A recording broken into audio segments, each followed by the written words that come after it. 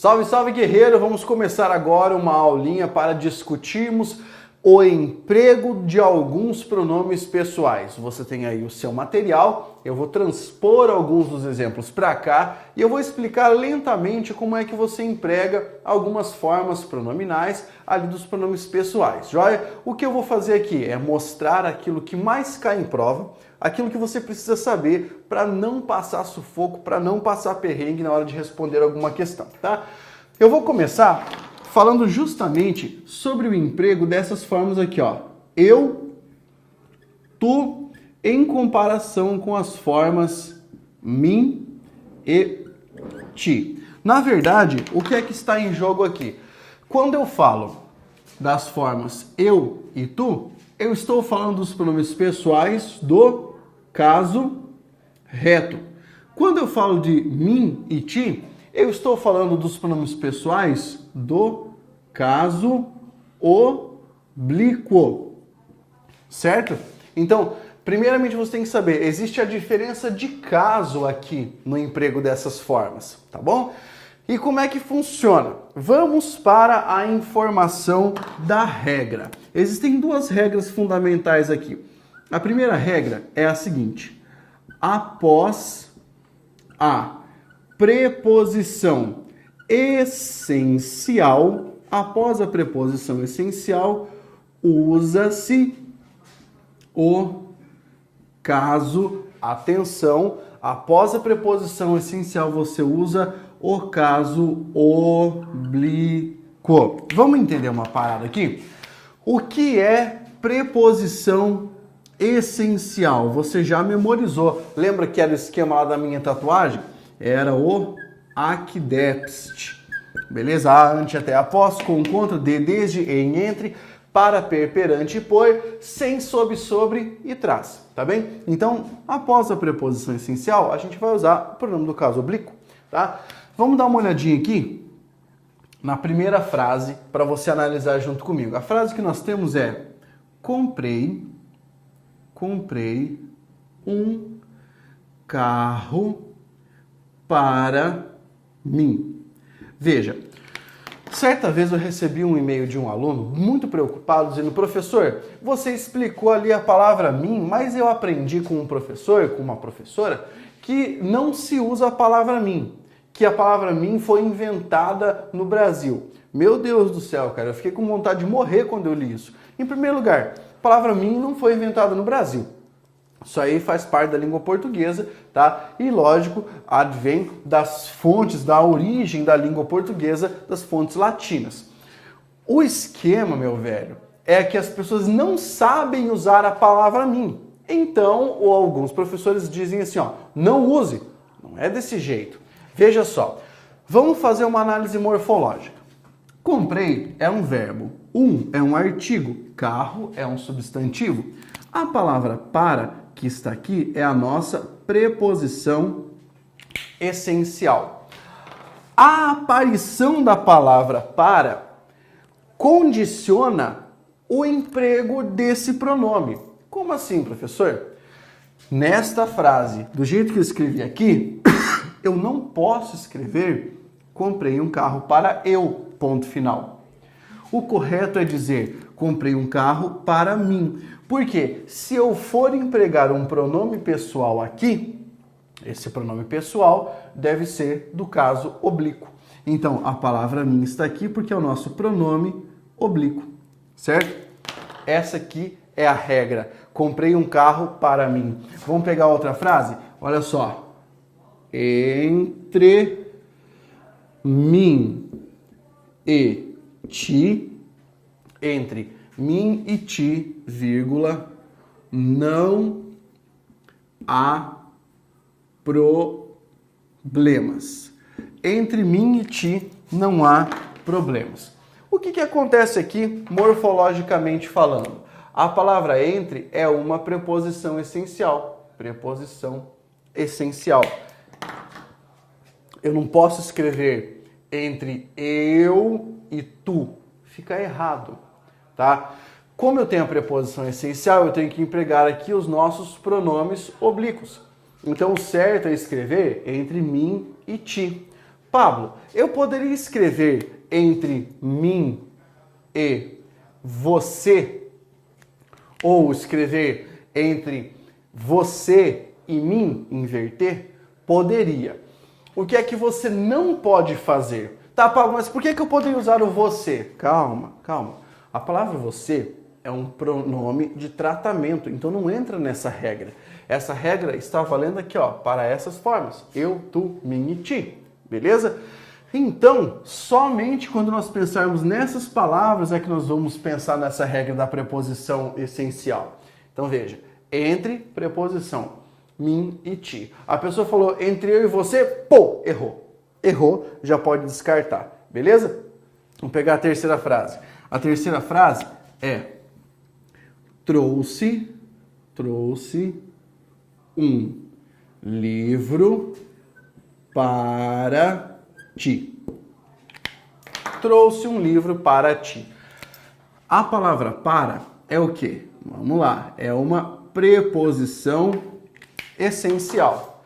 Ao passo que a palavra ti é um pronome oblíquo.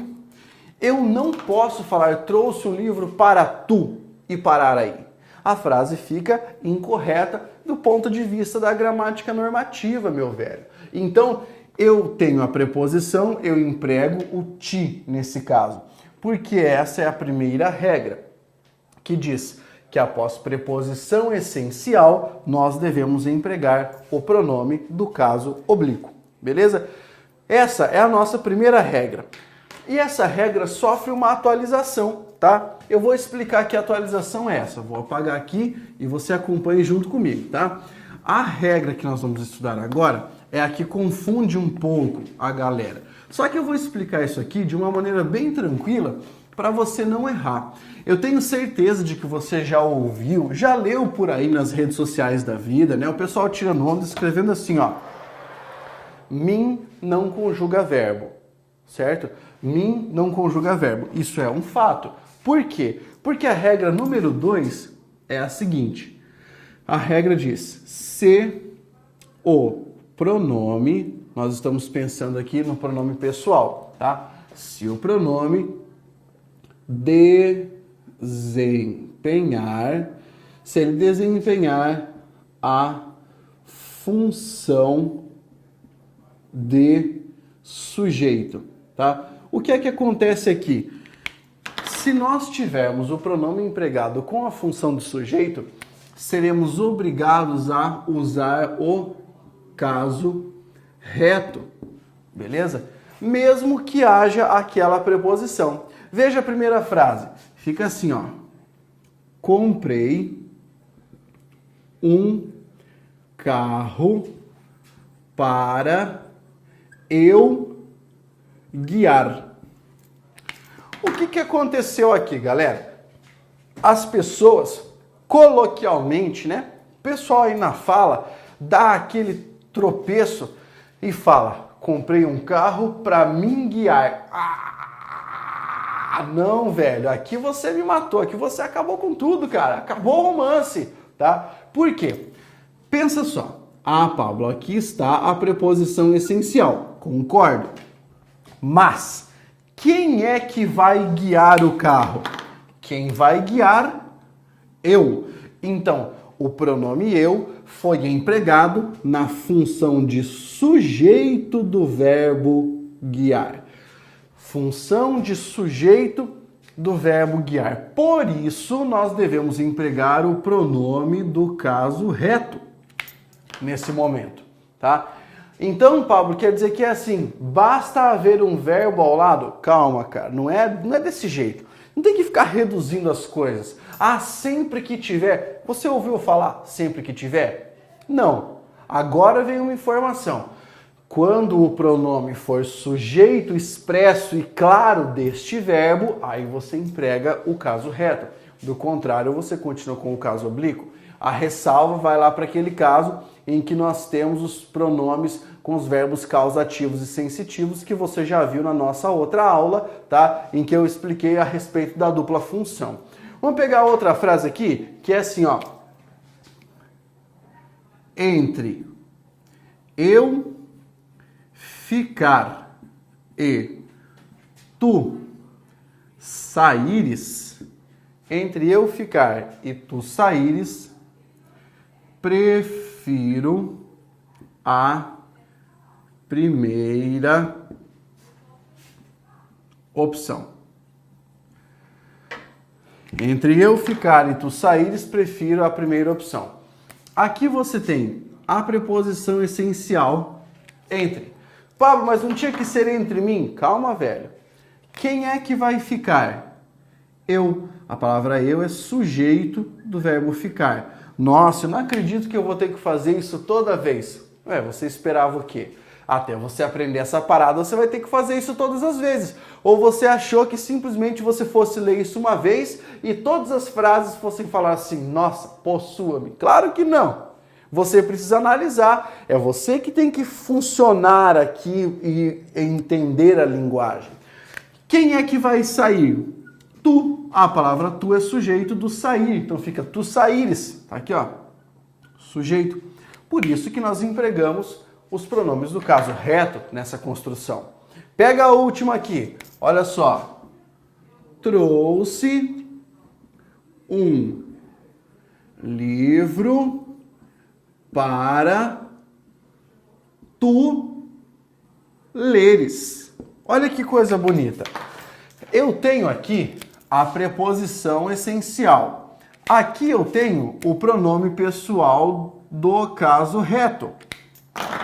Por que eu uso essa forma? Porque quem vai ler é tu. Trouxe um livro para tu leres, tá? Então, quando ele estiver conjugando, evidentemente, o verbo ali, você vai usar o pronome pessoal do caso reto. Agora, vamos lá. E se o cara dissesse ti, trouxe um livro para te leres? Véi, aí seria o Mussum falando prateleira, tá ali na prateleiras, entendeu? Cuidado para você não passar por pessoa que não entende o emprego dos pronomes, beleza? Então, essa parte aqui, ó, você já sabe, meu, conseguimos tirar de letra. Ô Pablo, uma vez eu vi uns desafios na internet com essas frases, você pode mostrar? Eu vou mostrar aqui uma coisa para você anotar no seu material. Isso é para você anotar, hein? Isso é para você anotar. Então eu vou colocar duas frases aqui para você analisar comigo e perceber o que foi que rolou. A primeira frase é essa aqui, ó.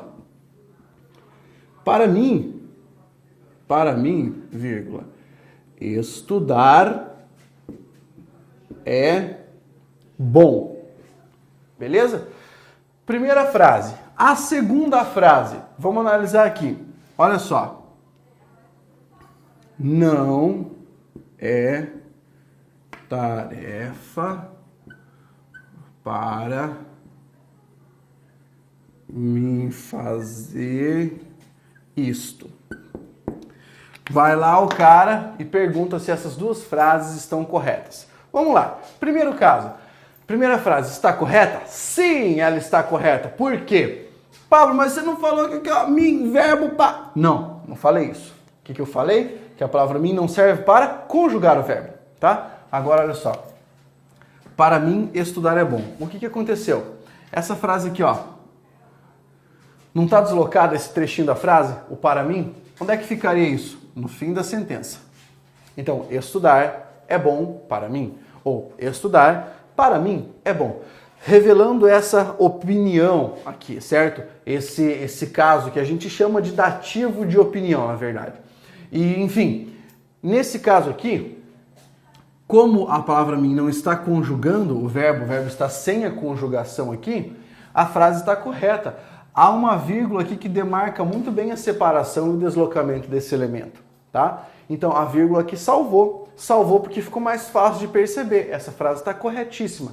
É só você reorganizar a frase. Reorganize a frase e o mundo se abrirá. Na segunda, não é tarefa para mim fazer isso. Quando o cara enxerga a palavra mim e enxerga o fazer, já acende aquele alerta, né? O cara manda ali, ó, perigo, perigo, perigo, perigo, perigo. Por quê? Porque ele acha que a questão está errada loucamente, tá? Então, não é bem assim, meu, tem que tomar cuidado, tá? Não é sempre que esse alerta tem que acender. Veja, reorganize a frase e o mundo se abrirá. Não é tarefa para mim fazer isso. Vamos pegar esse bloco, tá? E vamos jogar em outro lugar? Faz assim, ó. Pega o termo fazer isto. Boa. E ó. Pam, pam, pam, pam, pam, pam, pam, pam, pam, pam, pam, pam, pam. Passa para o início da frase. Olha o que aconteceu. Fazer isto não é tarefa para mim. Esse verbo aqui não está conjugado. Ele está sem um sujeito. Entendeu? A palavra mim não está conjugando ninguém. Ela ficaria novamente no fim da frase. Então a minha sugestão para você, meu aluno querido, é tente reorganizar a frase. Se a palavra mim cair no fim da sentença ou bater em uma vírgula ou um ponto final, está no lugar certo. Pablo, poderia colocar uma vírgula aqui? Não.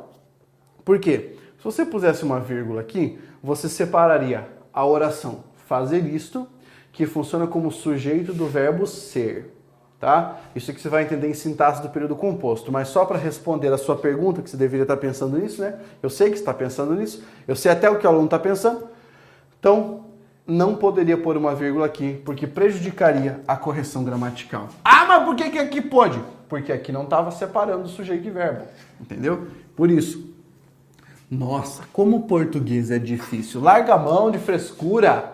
Largue mão de frescura. Difícil, velho. Difícil é carregar pedra. Difícil é você fazer uma coisa que você odeia o resto da sua vida. Difícil é você se contentar com uma realidade da qual você não gosta. Isso é difícil. Difícil é eu fazer assim, ó, e pá, fazer levitar essa parada. Português pode ser trabalhoso.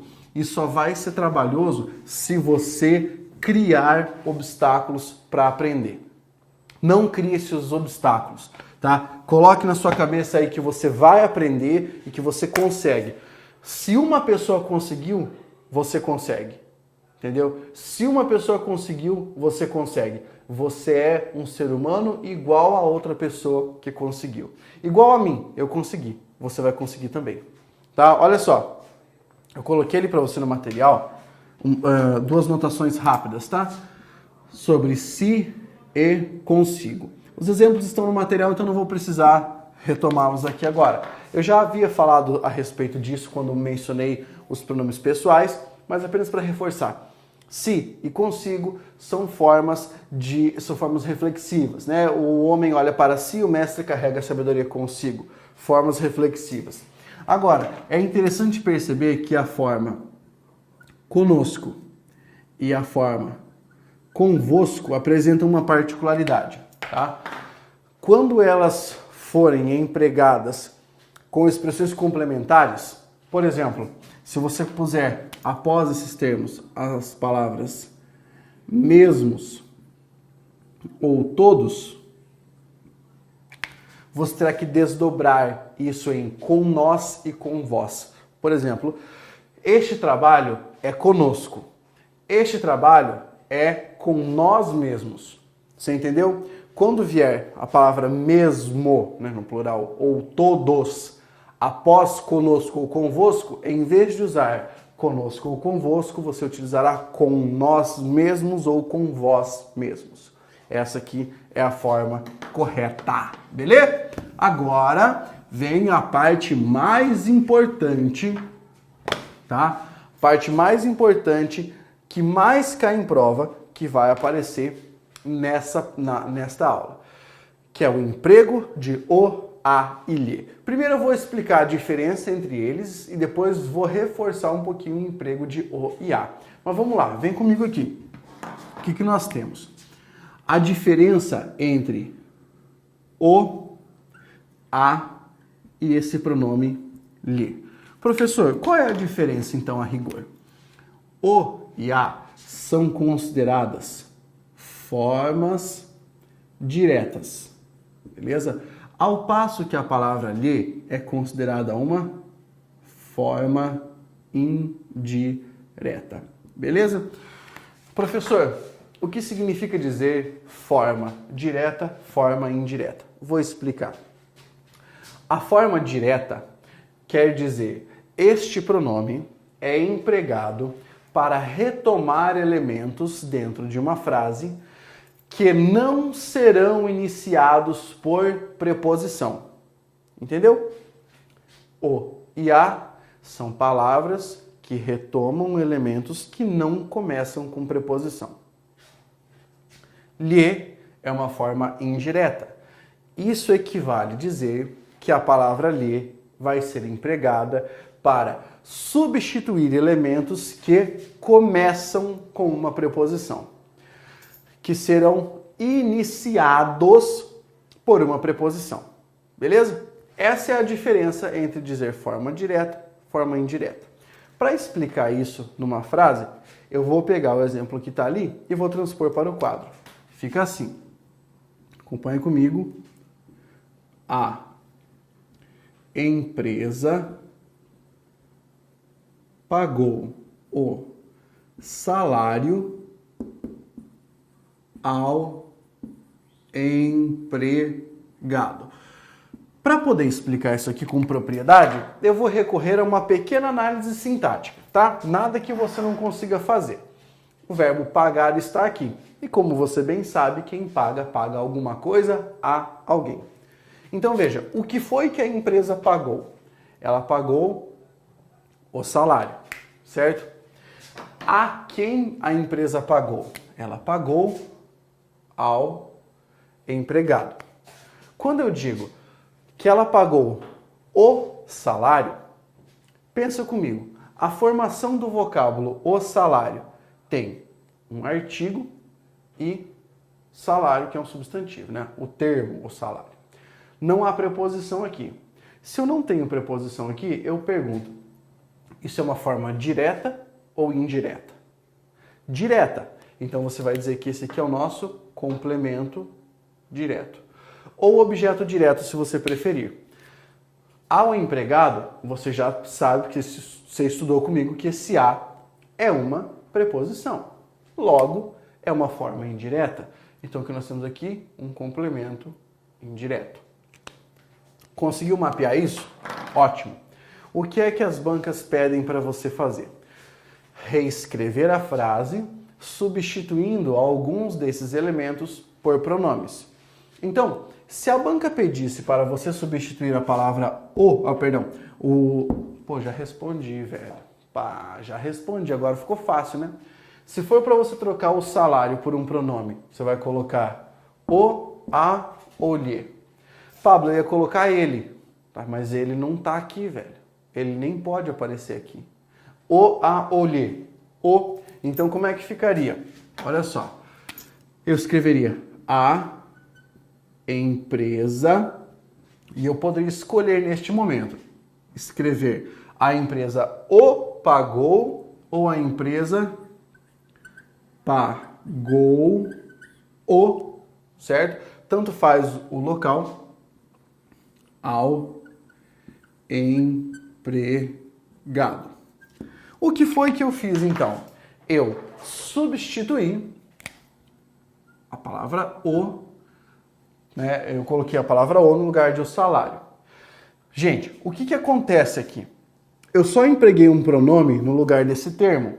A função sintática conserva, é a mesma coisa.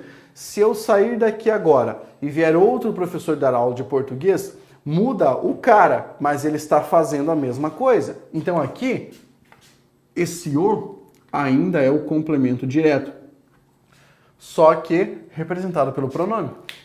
O ao empregado não mudou. Agora vamos supor que eu fosse manter o termo o salário e fosse substituir o termo ao empregado. Como é que isso ficaria? Vamos dar uma olhada? A empresa, como o elemento é indireto, eu tenho que usar a forma lhe. Então eu posso dizer a empresa lhe pagou ou a empresa pagou-lhe. A empresa lhe pagou, a empresa pagou-lhe o salário. Certo? É isso que nós temos aqui. Agora veja bem, eu coloquei a palavra lhe no lugar de quem? No lugar do ao empregado. Portanto, ela vai ser nosso complemento indireto. Beleza? Vai ser o nosso complemento indireto. Pablo, eu posso substituir os dois elementos ao mesmo tempo? Pode. Só que se você fizer isso, o resultado vai ser uma combinação estranha. Estranha aos nossos ouvidos, aos nossos olhos, momentaneamente, tá? Mas isso já foi utilizado na língua portuguesa. Se você somar lhe com o resultado vai ser a empresa pagou-lhe. Você está somando a palavra lhe com a palavra o. Isso é possível? É. E essa palavra sozinha é o nosso complemento direto e indireto, porque substitui os dois elementos ao mesmo tempo. Pablo, eu achei que fosse a empresa pagou-lhe. Não, não é. Isso aí está errado. Tá? É só a empresa pagou-lhe. Essa é a forma correta. Tá bem? Pablo, já acabou? Calma, respira fundo aí. Eu só vou explicar mais uma coisinha antes de nós encerrarmos esta aula, tá? Porque é muito pertinente. Eu quero mostrar para você como é que nós fazemos para empregar as formas o e a quando aparecerem após verbos. É uma coisa fácil, mas que cai em muitas provas, tá? Então no seu material está escrito assim: o e a na ênclise. O que é ênclise? É você colocar um pronomezinho desse após os verbos, tá? Então apenas duas regras. A primeira regra é: se a palavra terminar em R, S ou Z. Se terminar em uma dessas três letras, o que é que você vai fazer? Primeiramente, você vai remover, tá? Vai remover essas letras aqui. É o primeiro passo. Remova essas letras. Depois, você vai empregar lo, lá, los e las, certo? Lo, lá, los, las. Como assim? Pegue essa frase. Prender o homem. Suponha que eu precise remover o homem daqui. Removi. Para eu colocar o pronome, eu também tenho que cortar esse R. E a forma resultante vai ser prendê-lo. É assim que fica. Fez a tarefa, como eu escrevi ali para você. Veja. Fez a tarefa. Pablo, quero substituir. Você corta a tarefa, corta o Z, porque o Z também entra nisso, e olha a forma resultante. Fê-lá. Nossa, professor, tipo fê-lá da mãe? Não, nada a ver, cara. Tá? É o pronome, aliás, é o verbo mais o pronome aqui. Apareceu o acento por causa da regra de acentuação que você vai estudar na aula a respeito de acentuação gráfica. Tá bem? Mas aqui nós temos a primeira regra. Se terminar em R, S ou Z. A segunda e última regra para encerrar essa nossa aula é a seguinte. Se a palavra terminar em som nasal. Ão, oi ou M. Se terminar em qualquer um desses sons, o que é que você vai fazer? Não precisa cortar nada. Você vai manter essas letras, tá? E vai empregar no, na, nos ou nas. Entenda, ainda vai ser uma forma direta, tá? Um objeto direto. Ainda vai ser isso. Só que para ajustar a pronúncia à sonoridade, nós precisamos colocar esse N. Por exemplo, compram a casa. Eu vou remover o termo a casa, não preciso cortar a letra. Eu vou escrever compram na. Assim como está no seu material aí, dão a notícia. Troque a notícia, dão na. É essa a forma correta. Maravilha? Agora você conseguiu entender o emprego dessas formas. É bom você treinar isso aí para não deixar a memória enganá-lo. Valeu? Então tá ótimo, curtimos essa aula, foi show de bola e vamos para a próxima aí, continuando firme nos pronomes. Força, guerreiro!